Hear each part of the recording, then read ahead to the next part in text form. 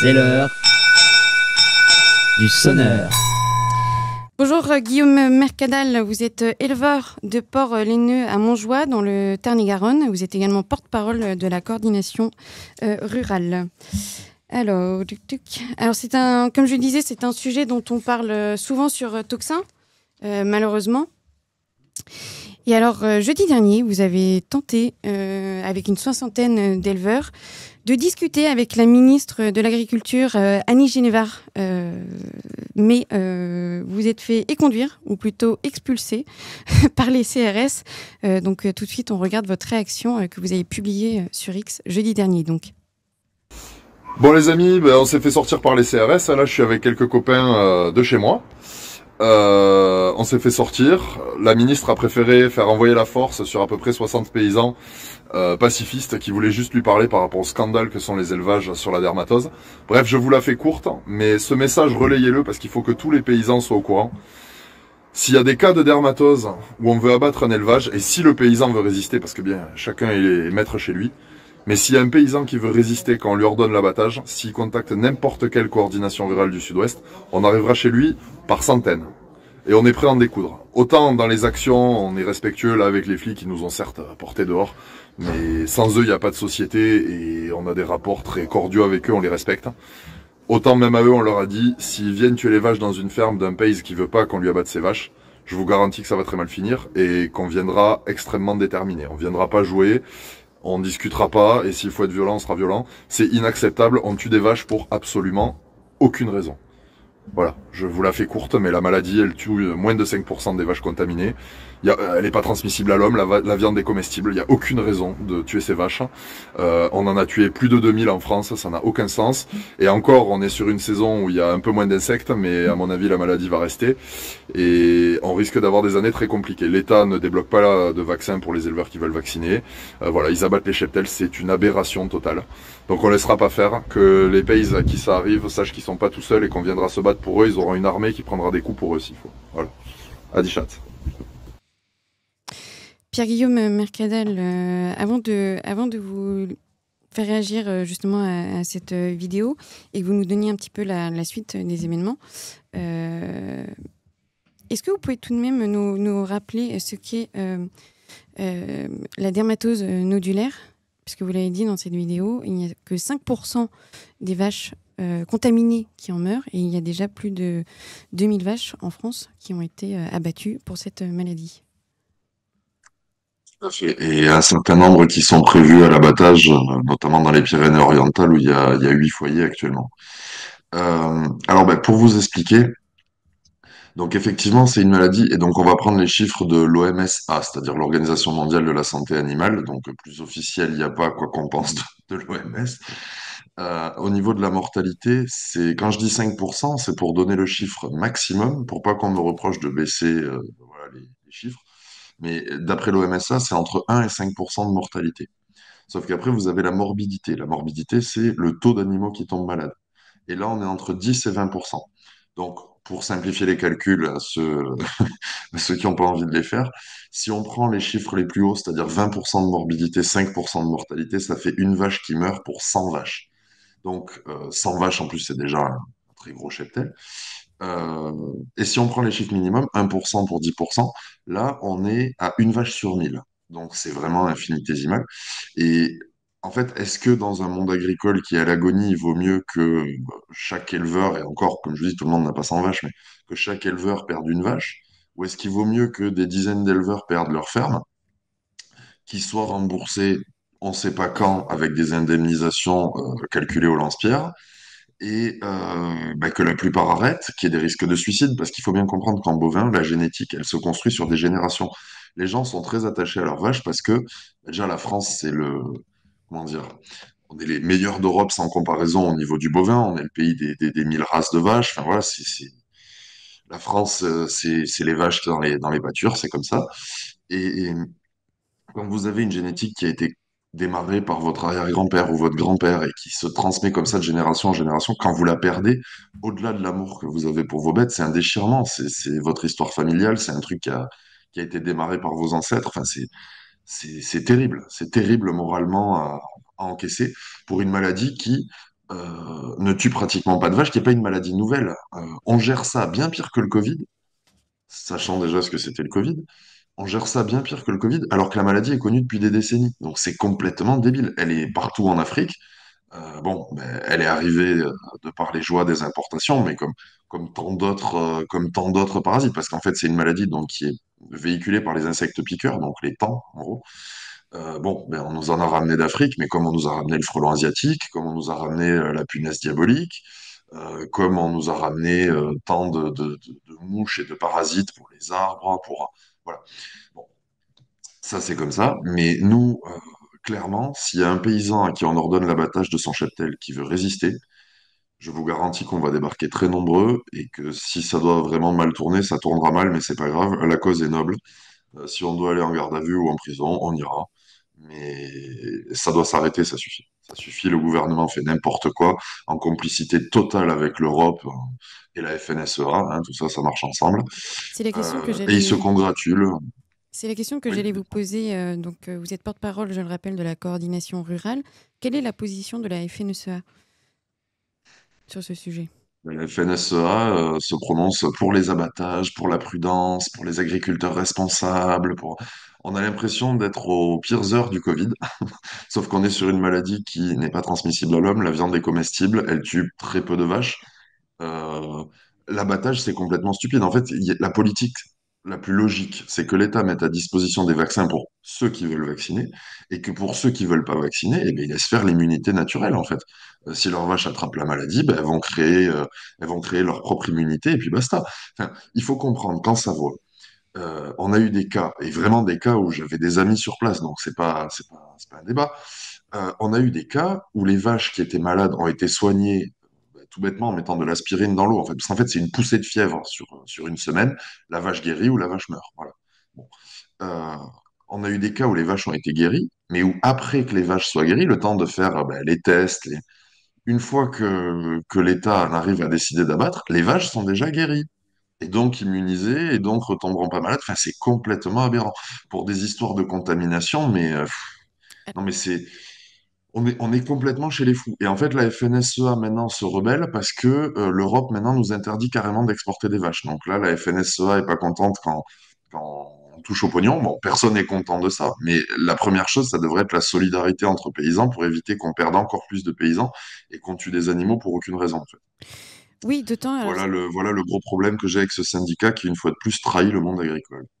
d'autant que il devrait y avoir une solidarité effectivement entre la coordination rurale et la FNSEA, d'autant du fait que, si je ne me trompe pas, la viande, enfin, c'est-à-dire les vaches sont abattues et ensuite la viande est consommable. La viande est consommable, mais si vous euthanasiez des vaches dans une ferme, si vous les amenez à l'abattoir, vous pouvez derrière les consommer parce que la viande sera tuée, enfin les animaux seront tués de la bonne façon, il y aura plus de sang dans la carcasse, etc. Mais si vous venez euthanasier des vaches sur une ferme, et là en plus, il faut vous imaginer que les éleveurs, enfin moi je suis passé par là en cochon, donc je sais ce que c'est. Si on nous les tue par injection, on les regarde agoniser, hein. Et vous êtes sur des animaux qui, du coup, sont déjà guéris, qui sont en pleine forme. Enfin, mais sauf que quand vous tuez un animal par le biais d'injection avec une euthanasie, derrière, vous pouvez pas le manger. Mais, mais le problème n'est même pas là, parce que pour les vaches laitières, pour les vaches qui n'ont pas fini d'engraisser, enfin, c'est pas des animaux qui étaient destinés à finir comme ça. Et puis là, c'est qu'on vous tue tout, en fait. Donc maintenant, il semblerait que l'État arrête les abattages totaux et passe plus sur des lots, mais on attend de voir. Et nous, on ne comprend pas les abattages tout court. Si l'État en arrivait déjà à abattre à la limite uniquement les animaux malades, bon, on pourrait commencer à discuter. Mais, euh, mais il faut que cette mascarade s'arrête. Il faudra après que tous ceux qui ont trahi et soutenu l'Europe et le gouvernement sur ce coup-là rendent des comptes aussi. Mais ça, ce sera les affaires du monde agricole. Et voilà, mais il faut qu'on arrête cette psychose de tout régir par la peur. Enfin, vous savez, la FNSEA tient mordicus derrière l'abattage. Mais en fait, il faut vous imaginer que c'est les têtes à Paris hein, qui tiennent mordicus pour ça, parce que les paysans de base, il y en a beaucoup qui sont contre. Chez les jeunes agriculteurs, c'est pire. À l'ACR, on est tous contre. Et à la Confédération paysanne aussi, hein. Donc en fait, au niveau des paysans qui sont pour l'abattage, il y a juste quelques traîtres pour éviter d'être plus vulgaire que ça, qui relayent la parole du gouvernement et bien souvent qui n'y croient même pas. Je vais vous dire, même dans mon département, je me suis mis une allumée sur des réseaux sociaux publics hein, avec une personne qui est payée dans notre département pour être le responsable de l'élevage, on va dire, et de la santé animale. Et ce type m'a dit dans la même conversation qu'il était et pour l'abattage total et pour qu'on déclasse la maladie, parce que nous, c'est pour ça qu'on se bat, qu'on déclasse la maladie et que donc on arrête l'abattage total. Donc, en fait, ils mangent à tous les râteliers. De toute façon, c'est des macronistes, donc ils font du en même temps. Les mecs arrivent à être à la fois pour qu'on déclasse la maladie, donc on reconnaisse qu'en fait, elle est pas grave et qu'on file des vaccins à ceux qui en veulent, les autres non, et basta. Et en même temps, il est pour l'abattage total. Mais ils sont trépanés, ces gens. Enfin, j'ai pas les mots. Hein. Oui. Est-ce que c'est la première fois que vous ayez tenté de discuter avec Annie Genevard, la ministre de la Culture? Moi, à titre personnel, oui, parce qu'en fait, on voulait lui faire remonter un message, parce que ce qu'on vit très mal, c'est que déjà, c'est horrible ce que vivent les paysans. Après, nous, dans le sud-ouest, vous savez qu'on a un peu la réputation d'être un peu plus bourrin que les autres. Et nous, on s'était promis que si la maladie arrivait chez nous, ce serait la guerre. C'est pour ça qu'après, bon, on fait la guerre que si un éleveur veut résister, parce que chacun est maître chez lui, on va rien imposer à personne. Mhm. Mais quand on a vu que la maladie arrivait chez nous et que Genvar annonçait qu'il fallait durcir le ton, une fermeté totale, une grande sévérité, machin, on a voulu aller lui expliquer que ça n'allait pas tout à fait se passer comme ça. Donc on a réussi à pénétrer dans la cité administrative à Toulouse, qui est très sécurisée, et à trouver le directeur des services vétérinaires. On a même eu après le responsable de la DRAF, donc c'est le gros pôle régional pour la santé, tout ça. Euh, et ces gens, en fait, n'ont pas d'argument. Parce que quand on leur donne les taux, comme je vous dis, les taux de l'OMS et autres, ben, ils n'ont pas d'argument. C'est oui, j'entends ce que vous dites. Ah ben, je vais faire remonter à la ministre. Et nous, on était là, non, mais en fait, vous n'allez rien faire remonter du tout. Nous, ce qu'on veut, c'est lui parler 3 minutes. On est 60. Hein. Et donc, au final, au bout de 3 heures d'attente, hein, eh ben, on a donné l'ordre au CRS de nous sortir du bâtiment. Euh, Madame Genevard n'avait pas 2 minutes à accorder à des paysans pour s'exprimer et entendre aussi ce qu'on a à lui dire, quoi. Mais je pense que cette dame ne vaut rien. Je pense pas qu'elle est mal conseillée. Je pense qu'elle vaut rien. De toute façon, sa première histoire avec le monde agricole, ça a été de se plaindre parce qu'elle avait visité une ferme avec des loups-boutins et que les loups-boutins étaient sales. Donc, voilà. Non, je pense que cette dame ne connaît rien à l'agriculture et ne vaut rien et qui, voilà. Et alors, une dernière On petite... n'est pas sorti des... Oui. Dernière question. Vous parliez de 8 foyers actuellement, donc la maladie se propage. Donc il y a des cheptels entiers qui sont abattus. Quel est l'intérêt derrière? Enfin, comment comprendre en fait un tel non-sens?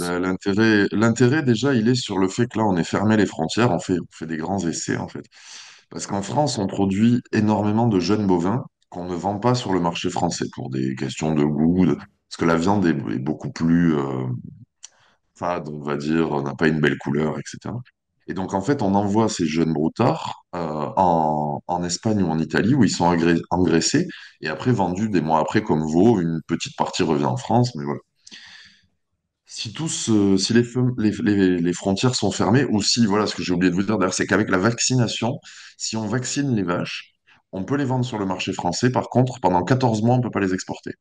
Donc, tout ce qui est jeunes bovins, bah, vous doutez bien que 14 mois, c'est plus des jeunes bovins après. Donc, en gros, toute cette viande bah, va se retrouver sur le marché français. Si on suit le plan de l'Europe, hein, tout ça va se retrouver sur le marché français. Donc, Valinondé va casser les cours qui ont déjà commencé un petit peu à baisser. Et si on arrête de fournir l'Espagne et l'Italie en jeunes bovins, je sais pas, peut-être que vous avez déjà entendu parler d'un accord avec l'Amérique du Sud, tout ça, voilà. Oui, Ben, qui devrait se le but, c'est finaliser la avant la fin destruction. de l'année. Oui, oui, non, mais c'est ça. Et puis derrière, on en a un autre qui arrive avec l'Inde. Donc, on n'a pas fini de se régaler avec des super produits. Donc, non, non, ben, le but, c'est la destruction de la paysannerie. C'est de toute façon, vous y assistez pour être un auditeur de Toxin. Tous les jours, vous assistez au suicide organisé ou à la destruction volontaire de ce pays, quel que soit le corps de métier, la production. Et là, en fait, on veut tuer la paysannerie parce que les paysans, c'est le premier maillon de la chaîne. Parce que quand vous voulez un pays, d'abord vous nourrissez, ensuite vous sécurisez et après vous soignez, puis vous éduquez. Voilà, ça, c'est pas moi qui ai décidé, c'est comme ça. Si on perd la souveraineté alimentaire en France puis en Europe, ben, on sera juste des marionnettes qui n'auront pas le pouvoir même de se relever, de se rebeller. Voilà. Donc on est en train d'organiser notre propre destruction parce qu'on est géré par des traîtres. Hein. y a pas d'autre mot. C'est des traîtres et c'est tout.